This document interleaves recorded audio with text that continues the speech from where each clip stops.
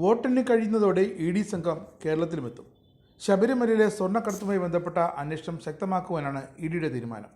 500 കോടി രൂപയ്ക്ക് ശബരിമലയിലെ സ്വർണം വിറ്റഴിച്ചതായും ഇതിന് പിന്നിൽ അന്താരാഷ്ട്ര പുരാവസ്തു മാഫിയാണെന്നുമുള്ള കോൺഗ്രസ് നേതാവ് രമേശ് ചെന്നിത്തലയുടെ വെളിപ്പെടുത്തലിൻ്റെ അടിസ്ഥാനത്തിൽ അന്വേഷണം എത്രയും വേഗത്തിൽ ആരംഭിക്കാനാണ് ഇ ഡി നീക്കം എന്നറിയുന്നു.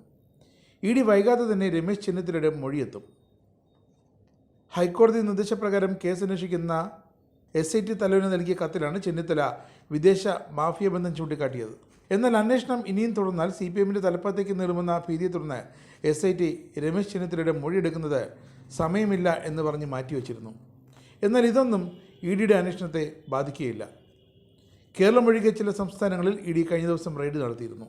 പാകിസ്ഥാൻ ആസ്ഥാനമായി പ്രവർത്തിക്കുന്ന ഭീകര സംഘടനയായ ISയുമായുള്ള ബന്ധം കണ്ടെത്തുന്നതിൻ്റെ ഭാഗമായിട്ടായിരുന്നു റെയ്ഡ്. മുംബൈ, ഡൽഹി, കൊൽക്കത്ത, ഉത്തർപ്രദേശ്, മഹാരാഷ്ട്ര എന്നിവയുൾപ്പെടെ 40ഓളം സ്ഥലങ്ങളിലാണ് ഇ ഡി കഴിഞ്ഞ ദിവസം റെയ്ഡ് നടത്തിയത്. ഇതിൻ്റെ ഭാഗമായുള്ള ഇ ഡിയുടെ റെയ്ഡുകളും വരും ദിവസങ്ങളിൽ കേരളത്തിലുമുണ്ടാകും.